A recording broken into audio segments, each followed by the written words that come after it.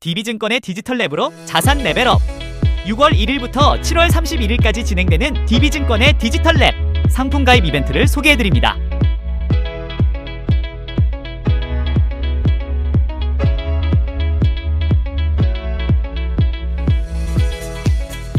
디지털 랩 이벤트 신청은 다음과 같이 MTS로 신청해주세요.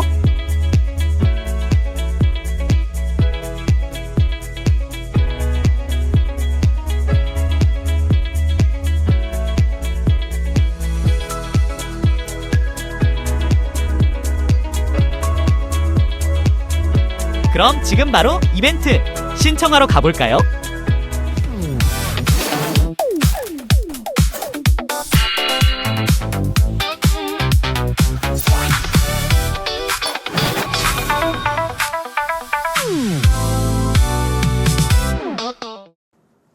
요즘 시장에서 가장 뜨거운 키워드죠. AI와 메모리 반도체. 오늘은 이 주제를 누구보다 깊이 보고 계신 전문가와 함께 1시간 동안 제대로 한번 짚어보겠습니다. 네, 대표님 먼저 자기소개부터 부탁드리겠습니다. 네, 안녕하십니까. TI자산운용 대표이사 김지성입니다. 저희 양력을 간단히 소개를 드리면은 90년대에는 대우경제연구소 대우증권에서 IT 애널리스트를 오래 했었고요. 2000년부터 외국기로 넘어와서 CT, 리만브라더스, 노무라 등에서 2016년까지 근무를 했습니다. 특히 리만브라더스가 마지막 순간에는 세계 금융위기로 2008년에 문을 닫게 되어서 이제 노무라로 가게 되었고요. 노무라 홍콩에서 7년 동안 있으면서 아시아 IT 섹터 헤드 역할도 오랫동안 했습니다. 또한 2017년 이후부터는 한국에서 이제 이 자산운용사를 계속 운영을 하고 있는데 이 두 가지 경험을 쭉 하면서 IT 섹터와 매크로에 대한 지식 기반을 좀 많이 갖추고 있다고 볼 수 있겠습니다. TI 자산운용은 어떤 회사인가요? 예, TI 자산운용은 이제 TI라는 말은 티타늄의 원소 기호를 의미합니다. 다시 말하면 높은 신뢰성, 다양한 이제 용도의 변화. 사실 티타늄이 골프채부터 시작해서 비행기까지 모든 부분에 다 쓰이고 있는 금속이기 때문에 TI 자산운용은 그런 부분에 강점이 있다고 볼 수도 있고요. 어떤 사람은 TI가 텍사스 인스트루먼트 약자 아니냐 그런 분들도 있는데 실제로 제가 또 오랫동안 IT 경험을 가진 애널리스트이기 때문에 IT 쪽에 강점을 가지고 있는 운용사를 할 수 있겠습니다. 본론으로 들어가 보겠습니다. 작성하신 보고서를 제가 봤는데요. 제목에서부터 폭증, 폭발, 성장이라는 강한 표현을 쓰신 것이 굉장히 인상이 깊었습니다. 이렇게 강한 확신을 갖게 되신 결정적인 계기는 무엇일까요? 이 제목에서 나오는 AI발 수요 폭증이라는 말을 보게 되면 많은 분들이 최근에 이제 장이 너무 뜨겁지 않은가 하는 걱정을 하는 데다가 제가 이런 말까지 더하니까 아마도 이게 이제 팔아야 될 시점이 온 걸 아닌가라는 의구심을 가진 분들도 있을 거라 생각이 듭니다. 근데 지금 저희가 보고 있는 이 순간은 IT 중에서도 특히 인류가 지난 호모사피엔스라는 이름을 가지고 30만 년을 지내왔던 지금 이 순간에서 다른 인류로 진화하는 중대한 시점이라고 생각을 하고 있습니다. 그래서 이때까지 있어왔던 모든 그런 반도체 사이클이나 IT의 킬러 어플리케이션을 다 넘어서서 이제는 인간의 이 뇌 심피질이 디지털 클라우드와 함께 결합되는 그 순간까지 지속적으로 진행될 것이라 보고 있고 그 사이에 저희가 보는 지금 AI, 에이전틱 AI, 휴머노이드 AI 그리고 이제 나노 로봇 같은 세계를 보게 될 텐데 이 모든 과정이 막대한 데이터 센터를 요구하고 있고 그 데이터 센터는 전부 다 메모리로 채워질 것이기 때문에 사이클이나 이 느낌에선 폭증 그 이상으로 지금 예상되고 강한 확신을 가지고 있습니다. 그 30년 넘게 IT 반도체를 봐오셨잖아요. 네. 근데 지금 같은 국면이 예전에도 좀 있었을까요? 이전에는 없다고 얘기를 해야겠죠. 그 여러 가지 자료 가져온 것에 대해서 보면은 일단 닷컴 버블 시절 같은 경우에는 주가는 엄청나게 올랐지만 그 주가를 설명할 방법이 없었습니다. 우리가 많이 쓰는 PER 같은 밸류에이션을 쓸 수가 있기 때문에 PSR 같은 매출에 대해서 한다든가 가입자 숫자를 가지고 한다든가 그런데 그거 다 무너진 이유는 수익이 나지 않았기 때문에 수익이 없기 때문에 무너지는 구조였습니다. 근데 지금의 구조는 매우 다른 것은 엄청난 수익을 내고 있다는 사실입니다.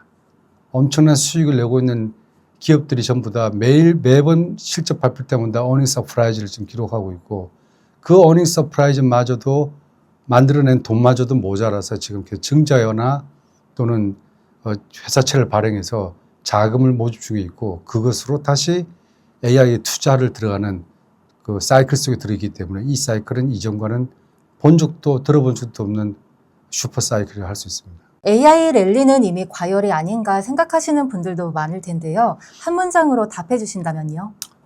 과열이 아니라 시작에 불과하다라고 말씀드리고 싶습니다. 간단히 주가로 말씀드린다면 삼성전자 하이닉스의 주가가 지금의 2배 정도는 가야 되지 않나라고 저는 생각하고 있고요. 하이닉스 같은 경우에는 지금 밸류에이션이 5.5배 정도로 올해 돼 있고 내년도는 지금 추정 이익들 애널리스트들이 예상하는 것에 따르면 3.56배 정도 수준밖에 안 되는 걸로 보이고 있습니다. 삼성전자는 현재 7.1배 정도 와 있고요.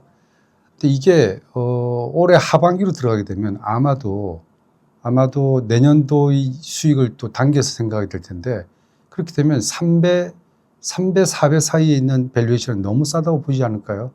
제가 보는 관점에서는 현재 주가는 2배 정도로 가도 전혀 비싸지가 않다. 그렇다면 9천에 육박해 있는 지금 주식이지만은 그 두 회사가 지금 차지하는 전체 시총의 비중은 한 55% 됩니다. 이 55% 되는 비중에서 그 정도 올라가게 되면은 지수는 만이 아니라 한 12,000 정도 수준 가야 아마 충분히 두 회사의 역량을 소화할 수 있다고 좀 보기 때문에 충분히 더 시작할 수 있고 지금 초입이다 말씀드리겠습니다. PC에서 노트북, 스마트폰, 서버로 이어지는 메모리의 네. 역사를 잘 정리를 해주셨는데요. 이번에 AI 사이클이 과거의 사이클과 근본적으로 다른 점은 어떤 게 있을까요? 일단 과거의 사이클이 PC, 노트북, 그 다음에 핸드폰을 보는 시기가 다 한 10년 정도씩의 시기를 두고 사이클을 가져왔었습니다. 근데 네. 이 셋이 다 하나의 똑같은 생태계가 뭐냐면 PC 내에 있다는 겁니다. 데스크탑 PC는 모빌리티를 가지면서 노트북이 되었고 노트북이 좀 더 모빌리티를 더 가지면서 강한 통신 능력과 보안 능력을 가지게 되면서 손 안에 들어오는 이제 PC가 된 거죠. 어차피 PC고 다 PC 세계입니다. 근데 지금은 이제 이 AI 생태계는 그런 PC 생태계를 완전히 벗어나서 에이전틱 AI 스스로가 인간처럼 이 PC 생태계를 사용을 해서 목표로 하는 업무나 일을 완료하는 그런 과정 속에 있는 생태계이기 때문에 엄청난 양의 투자가 이 에이전틱 AI를 만드는 데 들어가게 될 것이고 그 양은 과거에서 보았던 10년 주기 그런 것이 아니라 아까도 말씀을 드렸지만 인간이 호모사피엔스라는 것을 벗어나 새로운 신인류로 넘어갈 때까지 지속적인 사이클이 진행될 것이다. 물론 그 사이에 투자 과잉이 발생할 수도 있고 일시적인 수요가 좀 줄은 현상들도 있어서 작은 사이클들은 있겠지만 과거에 10년씩 주는 사이클과는 차원이 다른 대규모의 슈퍼 사이클이 도래했다라고 말씀드릴 수 있겠습니다. 네, 2015년도에서 25년도까지 서버 수요 시기는 이제 성장이 더뎠다고 하셨는데요. 25년부터 다르다고 보시는 게 이제 왜인지 궁금한데 같은 서버 수요잖아요. 근데 왜 그럴까요? 근데 그 당시에 가장 유행했던 말들이 요즘 잘 쓰질 않아요. 하도 AI가 얘기를 많이 하다 보니까 4차 산업혁명이라는 말은 잘 쓰질 않는데 네. 이 4차 산업혁명이라는 말들이 그 당시에 조금 나왔었습니다. 그래서 저희 회사 펀드들도 그 당시에 나온 것들이 이제 이름이 4차 산업 미래 중심 뭐 이런 펀드들이 있는데요. 그 당시에는 사실 이 AI 초기이고 또 IoT 센서들도 초기 시장이라서 서버의 수요는 필요했었으나 테스트용에 불과하기 때문에 그 정도 가지고는 7년 정도를 특별히 더 발전시킬 필요는 없었다고 봅니다. 그래서 수요가 있었으나 그 수요가 발전적으로 이루어지진 않았다. 고립된 수요였다라고 말씀드릴 수 있고 현재의 수요는 다르죠. 이제는 본격적인 AI가 에이전틱 AI로 가고 있고 AI와 에이전틱 AI는 또 많이 다릅니다. 그것도 나중에 조금 더 설명을 드리겠지만은 이런 과정, 그 다음에 우리가 가려고 하는 이후의 또 안드로이드 AI 등등으로 간다면 이제 이 세계는 대규모의 데이터 소모와 대규모의 건설이 필요한 그런 거죠. 근데 이 재밌는 거는 이 둘 사이에 중요한 하나의 이벤트가 있었습니다. 그건 코로나였는데요. 코로나가 발생했을 때 일단 재택근무 뭐 이런 걸 많이 했으니까 PC 수가 일부 늘기는 했었어요.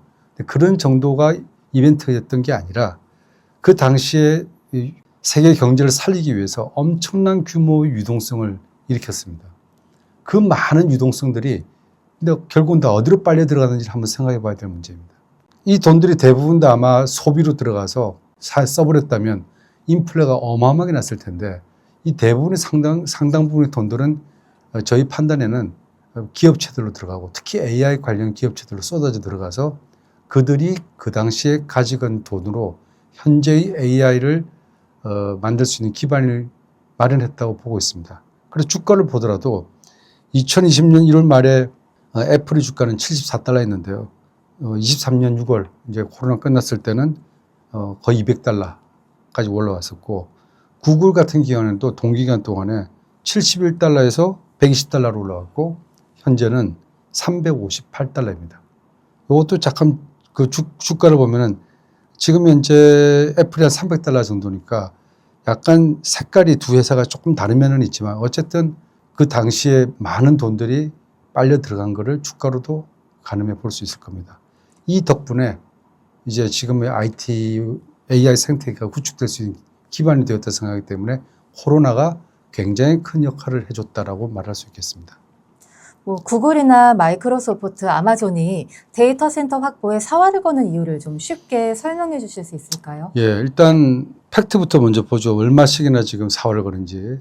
뭐 구글 같은 경우는 2천억 달러를 지금 투자하겠다고 선언했고요.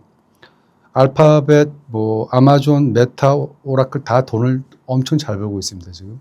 그런데 알파벳이 200억 달러를 정지하는 회사채를 통해서 만들고 있고 아마존은 370억 달러, 메타가 250억 달러, 그리고 오라클이 250억 달러. 그렇게 돈을 벌었는데 또 지금 정지하는 회사채를 또 발행하고 있어요. 이 돈을 가지고 쓸 목표는 하나같이 전부 다 데이터 센터나 AI 비즈니스를 구축하기 위한 돈이기 때문에 대부분의 사람이 볼 때 과잉 투자 아닌가 할 정도로 실제로도 미국에서는 과잉 투자에 대한 투자들의 두려움이 잠시 발작적으로 나오고 그날은 주가가 빠진 날이기도 합니다. 그런데 왜 이럴까요? 시장에 낙오되지 않기 위해서. 지금은 가속도가 붙은 시장입니다. 이 가속도 시장에서 스피드가 지금 계속 나고 있는데 여기서 브레이크를 걸 사람도 아무도 없고 이 가속도에 다 뛰어들 수밖에 없는 입장이니까 어마어마한 막대한 투자가 되겠죠. 덕분에 우리는 지금 사람들이 얘기하는 약속된 AI의 미래가 현실이 될 것임을 믿어도 좋지 않을까. 왜냐하니 이 투자가 기반이 되어서 그날이 올 것이고 최근의 스페이스X의 상장은 이런 시간들을 더 가속화시킬 거로 예상합니다. 인간 수준의 기계지능 도달 시점이 이제 2060년에서 2026년으로 많이 당겨졌는데요. 이런 단축이 실제 투자 관점에서 갖는 의미는 어떤 게 있을까요? 슬라이드를 보면은 그 윗부분에 이제 그런 내용들이 좀 적혀 있습니다. 투자자들이 현실적으로 받아들이는 느낌은 현실감이 없다는 느낌이겠죠. 뭐가 그 내용을 보면 몇 년 전에는 2060년이 되어야 AI가 인간답게 될 거라고 하더니 이제는 거의 올해부터 시작 그럴 것 같다라는 말까지 나오니까 굉장히 현실감이 떨어지는 느낌으로 더 다가오는 말일 수도 있겠으나 아까 말씀드린 대규모 투자가 코로나 덕분에 이루어지고 그 베이스로 지금 막대한 돈이 쏟아져 들어가는 것은 비현실적인 이 숫자들이 현실로 다가오고 있게 만들고 있다고 해석해도 좋지 않나 이렇게 생각합니다. 인간 수준 기계지능이 나타났다고 지금 보느냐 하면은 지금 슈퍼컴퓨터 연산 속도가 2023년경에 아마 10에 18승 정도의 속도를 갖춘 거로 알려져 있습니다. 현재 지금 우리 인간 뇌의 연산 속도는 10에 14승 정도로 알려져 있거든요. 10,000배 정도 차이가 나게 이미 2023년경에 기계의 컴퓨팅 속도가 인간 뇌 속도를 올라섰다고 보고 있습니다. 지금은 말할 수 없이 더 기하급수로 더 올라가 있는 상태가 되겠죠. 그래서 이미 연산 능력으로 볼 때는 특이점, 다시 말하면 인간 수준 기계 지능에 도달하는 그 점이 지나갔다고 볼 수도 있다라고 해석할 수 있습니다. 다만 그 특이점이라는 해석을 연산 속도를 볼 것인지 아니면 이제 완벽하게 인간을 대변할 수 있는 그런 목표를 두고 목표를 수행하는 능력을 갖춘 AI가 될 것인지에 대해서는 차이가 있습니다만 일단 연산 속도로는 넘어섰습니다. 이제 쓰신 자료에 보면은 커즈와일의 가상 신피즐 뉴럴 링크까지 언급을 해주셨잖아요. 이게 이제 다소 SF처럼 들리기도 하는데 이게 메모리 수요와 어떻게 연결되는지 그 고리를 한번 짚어주시죠. 책 이름은 이제 Singularity is Nearer라고 이제 특이점이 더 가까이 왔다 이 책인데요.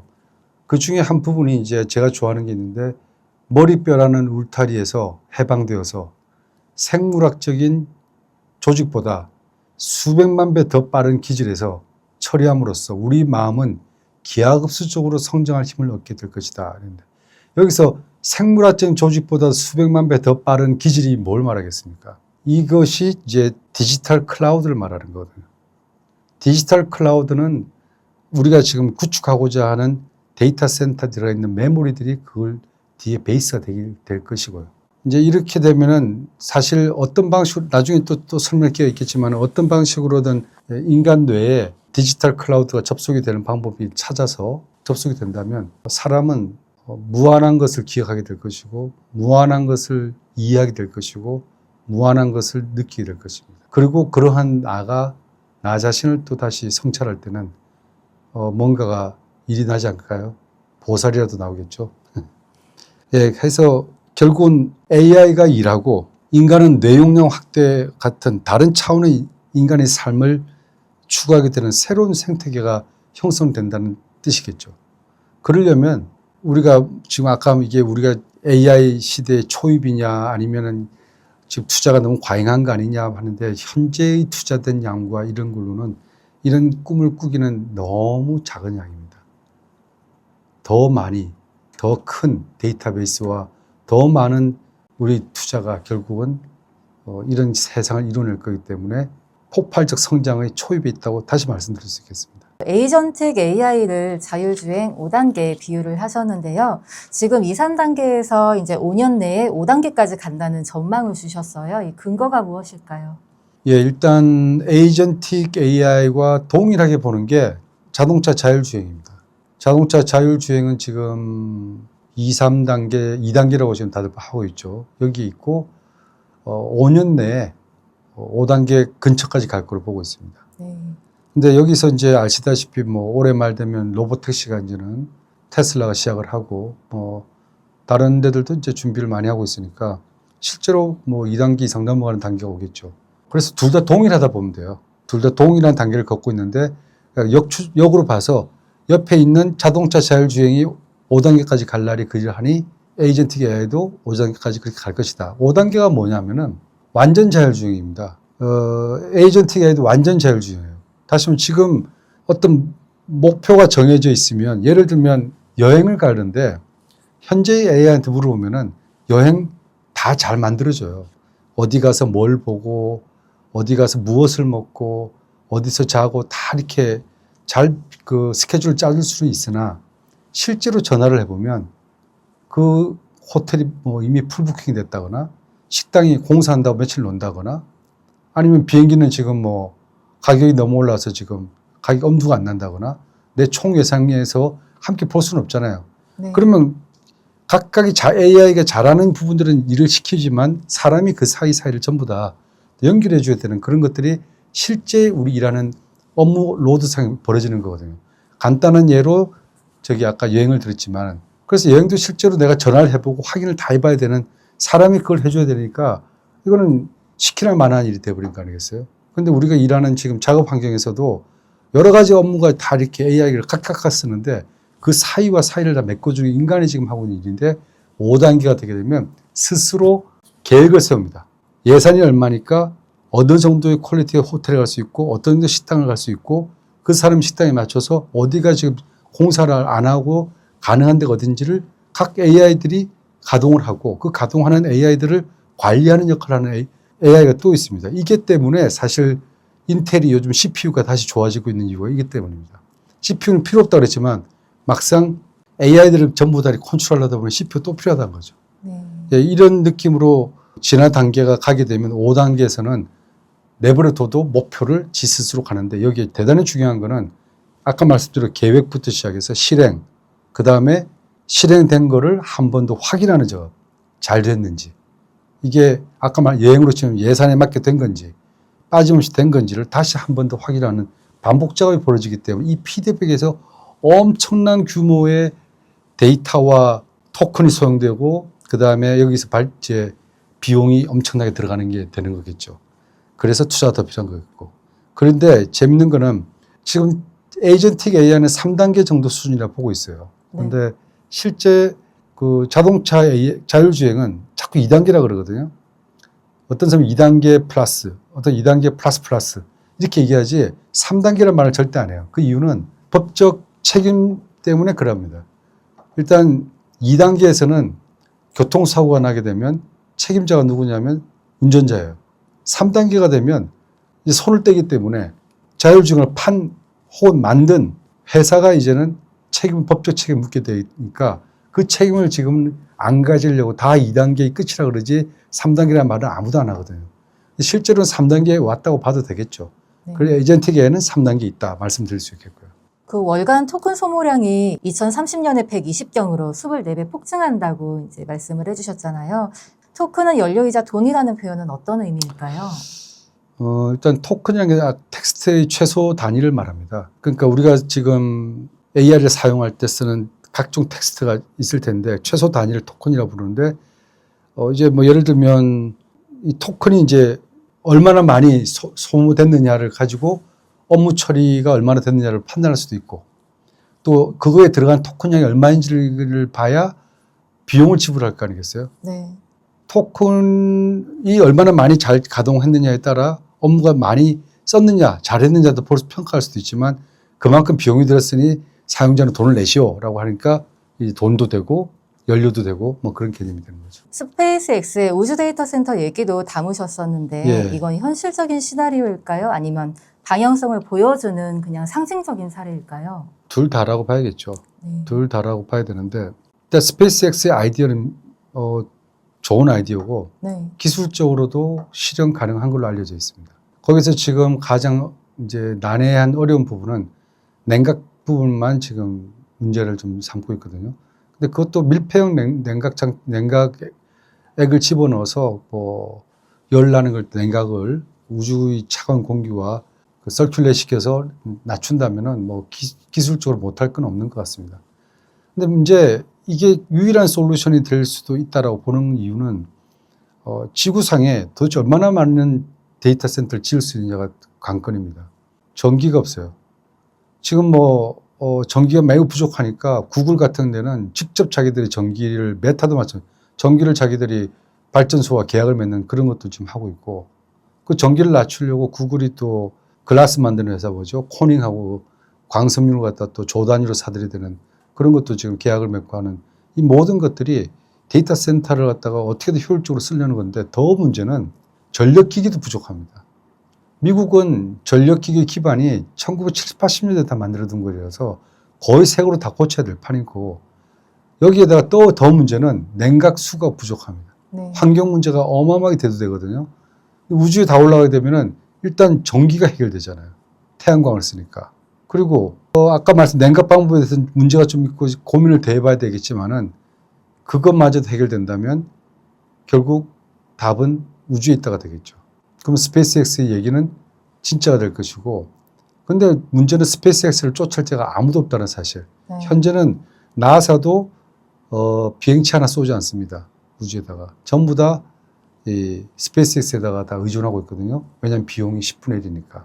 근데 여기에 스타쉽 프로그램이 가동하게 되면은 스타쉽 프로그램은 장표도 나와 있겠지만은 지금 그 스페이스X는 하나 날리는데 7명까지 앉을 수 있고 4명 정도를 추천해요. 근데 앞으로 만들어지고 지금 테스트 중에 있는 스타쉽 프로그램은 100명이 들어갑니다. 그거를 물건으로 채워서 보낸다면 한 번에 올라가면은 수많은 아주 많은 양의 데이터 센터를 만들 수 있다. 그렇게 볼 수 있겠습니다. 뭐 아직까지는 메모리 문제보다는 전력 인프라 문제가 더 커 보이는데 조금 아직은 많이 먼 미래인 것 같습니다. 네, 대표님께서는 이제 아까 슈퍼사이클의 초입이다라고 말씀을 해주셨잖아요. 그 초입이라고 판단하는 근거와 이 사이클이 이제 얼마나 길게 갈지 전망 좀 부탁드리겠습니다. 아까 한 2번 정도 제가 언급은 한 바가 있지만은 우리는 지금 호모사피엔스의 뇌 용량 1300cc를 넘어서 새로이 우리 두뇌 심피질에 디지털 클라우드를 접속할 방법을 찾게 되면서 뇌 용량의 크기가 무한대로 커져가는 그런 시절을 향하여 가고 있다고 보고 있습니다. 그 중간 단계에 지금 AI가 들어가 있고 AI 발전된 AI인 에이전틱 AI가 있고 이 다음 단계로 계속하는데 현재 그 에이전틱 AI마저도 3단계에 머물러 있기 때문에 전체 길이를 볼 때는 굉장히 초입에 있다고 말씀드릴 수 있겠습니다. 그렇다고 해서 이 끝이 굉장히 먼 미래 얘기는 아닙니다. 제가 보기에는 거의 10년 안에 다 이루어질 일들이라고 보기 때문에 어떤 면에서는 우리 세대가 굉장히 이런 모습을 볼 수 있는 운이 좋은 세대고 어떤 면에서는 혼돈과 혼란이 올 수 있는 이해가 안 되는 일들이 벌어지는 세대가 될 수도 있겠습니다. 근데 이걸 이해하고 투자를 잘 하신다면 아마도 굉장한 수익성을 거둘 수 있지 않을까 생각합니다. 초입입니다. 예. 크라우드 아웃 구조를 설명을 해주셨는데요. 이게 왜 공급 부족을 장기화시키는 건가요? 사실 이 기술은 적층 기술이거든요. 그러니까 D램을 6층이라면 6장을 쌓는 거고 12층이면 12장을 쌓는 겁니다. 본래 이 기술은 이 적층 기술은 사실 힌트가 어디에서 있냐면 PCB라고 해서 그 프린트 서킷 보드, 인쇄 회로기판이라는 데 있어요. 그걸 MLB라고 해서 멀티레이어 보드라고 해서 여러 층을 쌓는 그런 기술을 가지고 있거든요. 그걸 여러 층을 쌓는데 쌓을 때 재미있는 문제는 아래층과 위층 간에 통신이 필요하다는 거죠. 여러 층을 쌓게 되면 어떻게 될까요? 제일 위의 층은 제일 아래층과 통신을 어떻게 하죠? 할 방법은 홀을 뚫는 겁니다.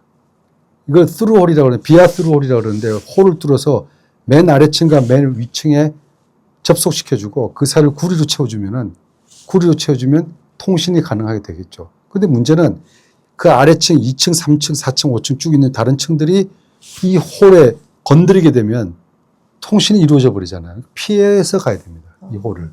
그죠?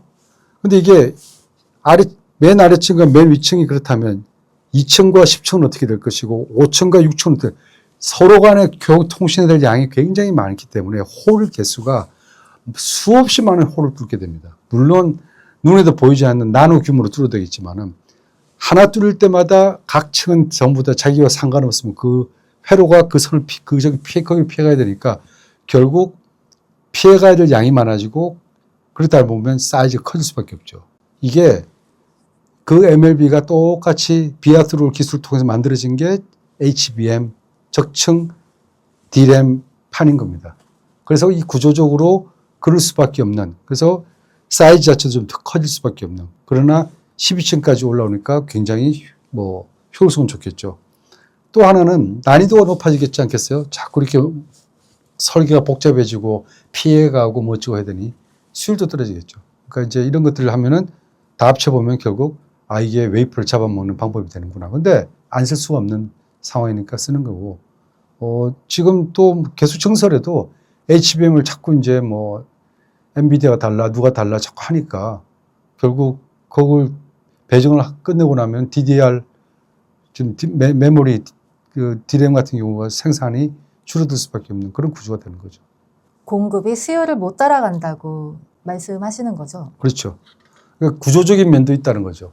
HBM이라는 게 자꾸 더 요구될수록 일반 D램을 생산할 수 있는 웨이퍼가 자꾸 준다는 거죠. 갉아먹는 양이 있다는 겁니다. 그러니까 아까 말한 그 기술을 구현하는 데 있어서는 웨이퍼 소모가 많다. 이 뜻입니다. 네, 공장을 새로 짓고 이제 수율까지 2년 이상이라면 그럼 적어도 앞으로 2년간은 공급이 좀 힘들 거다라는 말씀이신가요? 서서히 공급, 이제 하이닉스 용인이라든가 삼성 P4, P5 다 이런 것들 점진적으로 지금 다 만들어지고 있고 2027년이면 초모 완공이 되겠죠. 근데 어느 공정이나 그렇지만 그 공정에는 이제 수율을 잡기 위한 시간이 테스팅 시간부터 시작해서 들어가는 시간이 거의 1년 가까이 들어갈 겁니다. 네. 그렇게 되는 과정에서 물건은 나오긴 하겠지만 문제는 그 동안에도 계속 수요는 더 늘어날 거기 때문에 네. 공급에 문제가 있다는 거죠. 네, 기간은 한 2년 정도 본다. 예. 완전히 자리 잡고 할 때까지. 네, 알겠습니다. 그 2026년 디램 가격이 300%, 낸드 250% 상승했고 2027년에 HBM, ASP 추가 44% 상승이라는 전망이 이제 상당히 공격적인 숫자인데요. 어떤 변수가 생겨야 틀릴 수가 있을지 궁금한데요. 이 숫자는 뭐 제가 만든 숫자는 아니고요. 네. 저는 이제 애널리스트가 아니기 때문에 더 이상 뭐 이렇게 숫자를 추정하지는 않습니다. 누가 추정한 거를 저희가 보고 이제 합리적이라고 해서 이제 사용을 하는 건데요. 이번 1분기에 디램 가격이 아마 일반 디램 가격이 한 90% 오른 걸로 알고 있고, 네. 그것도 쿼터 지난 분기 대비 낸드도 60% 정도 증가한 걸로 지금 알고 있습니다. 2분기는 지금 상태가 더하죠. 또 전 분기 대비 상당량 가격이 지금 올라가고 있는 상태고, 아마도 올해 2분기도 굉장히 서프라이즈 나지 않을까라고 지금 예상들을 다 하고 있습니다. 매 분기 실적 나올 때마다 애널리스트들이 바쁜 거는 리바이즈업, 다시 타겟 숫자를 이익 내거를 다시 이제 수정해서 올리는 역할을 자꾸 하고 있으니까 글쎄 공격적으로 보진 않습니다. 예, 제가 보기엔 이 숫자보다 더 좋아질 가능성도 충분히 있다. 근데 1분기에 이미 90%가 오른 가격이라면은 이게 이미 주가에 반영이 됐을 텐데요. 반영이 얼마나 됐다고 보시나요? 아까도 한 말씀드렸지만 지금 밸류에이션이 네. 그 하이닉스가 5.5배 정도, 먼저 좀 며칠 전에 주가 좀 올랐으면 조금 더 오르겠지만, 그 다음 내년이 한 3.56배 정도. 3.56배라는 내년도 실적은 아마도 올 하반기에 들어가게 되면, 지금 벌써 6월이니까요. 7월, 8월 들어가면 시간이 가까우면서 그때의 밸류에이션을 쓰려고 할 겁니다, 아마. 내년에도 주가가 3.5배 있으면 안 되잖아요. 지금 5.5배도 싼데, 그럼 시간이 지나면 내년 이익을 가지고 5.5배 이상 만들려면 주가는 또 몇십 프로 올라가야 되는 일이 벌어지지 않겠습니까? 근데 이게 5.5배가 맞냐는 것도 좀 생각을 해봐야 되기 때문에, 이런 식으로 계속 간다면 주가는 글쎄요, 제가 보기에 현재 2배 정도는 가야 맞지 않나. 2026년에 S&P 수익의 80%가 이제 AI 관련인데 PEG 기준으로 가장 저평가된 섹터라고 이제 하셨습니다. 닷컴 버블과 결정적으로 다른 지점이 바로 이걸까요? 네, 맞습니다. 네. 거기 지금 슬라이드에 보시고 계시겠지만은 그 미국 저 기획 안 나는 한 회사에 나온 자료를 지금 쓴 건데요. 전체 이익에, 그러니까 S&P 500의 이익의 상당 부분이 한 80% 정도가 AI 관련 업체들이 만들어냈다고 지금 하는 거고요. 그만큼 주가도 좋은 거죠. 야, 주가 이렇게 좋으니까 이제 너무 비쌌겠다 생각하지만, 이제 이거를 싸냐 비싸냐를 보는 방법 중 하나가 PER을 지금 그로스로 나누는, 성장으로 나누는 걸로 이제 보는데 1 이하일수록 더 싸다고 지금 평가하는 겁니다. 그 그래프를 지금 보시면은 가장 1 이하로 낮게 있는 게 지금 AI입니다. 다시 말해 AI는 엄청난 퍼포먼스를 보였으나 아직도 제일 싸다. 여기에서 이제 과거의 틀만 보신 분들은 야, 맨날 혼자 저렇게 오를 수 있어? 저 너무 비싼 거 아니야? 근데 들여다보면은 하이닉스 5.5배네? 이건 뭐지 도대체? 여기에서 이제는 의사결정이 흔들리지만은 무조건 올랐다고 파시는 게 옳지 않다는 뜻입니다. 이제 오늘 세미나의 하이라이트 질문 드릴 차례가 된 것 같은데요. 코스피 10,000포인트 말씀을 하셨는데요. 어떤 경로로 어느 정도 시간 안에 가능하다고 생각하시나요? 닷컴 버블 시절에는 정말 밸류에이션 할 방법이 없어가지고 저도 그 시절에 애널리스트 하고 있었는데 되게 재밌는 일화도 많아요. 그때 새로운 기술이라는 회사가 있었는데 그 회사를 모범, 그 회사가 하나 예가 되어가지고 다른 회사에 기업 방문하면 아니 새로운 기술이 조 단위 밸류에이션 밸류를 받는데 우리 회사가 왜 몇천억이냐, 우리는 2조 3조짜리다 이런 식으로 그때 그 밸류의 기준이 뭐냐 하면은 PSR량을 많이 썼어요. 그러니까 Price Sales Ratio라 가지고 이익이 아닌 매출량에 따라서 그 지금 주가를 결정짓는 방법을 많이 썼었는데 지금도 쓰죠. 그거는 가끔씩 너무 그로스가 폭발적으로 성장하고 초기에 있는 산업에는 그걸 쓰긴 하는데 쓰는 게 꼭 좋은지는 다른 것도 같이 봐야겠죠. 그때는 그것도 안 돼가지고 가입자 수, 자기들이 뭐 예를 들면 닷컴 예를 들면 뭐 야후다 뭐다 하면 거기 가입자 수가 몇 명인지 가입자 수 한 사람당 그 밸류를 줘서 그걸 합해가지고 계산한다든지 그런 방법들을 썼었는데 지금은 아까 말씀드린 PER이라는 밸류에이션 자체가 너무 쌉니다. 삼성전자 하이닉스가 지금의 주가 2배가 가야 된다고 저는 믿는데 그 2배가 가게 되면 현재 50%, 55% 정도 되는 시가총액이 차지하는 비중이 이게 2배가 가려고 그러면 다른 전체 코스피는 한 12,000원 돼야 될 거예요. 최소한. 그래서 시점은 올해 안에 될 거라 저는 생각합니다. 올해 안에요. 네. 그 2배는 더 오른다는 근거가 이제 PER 정상화 말씀을 해주셨는데 그 저평가가 실제로 시장에 반영되기 시작하는 그 트리거가 어떤 게 있을까요? 서서히 갈 거라고 봅니다.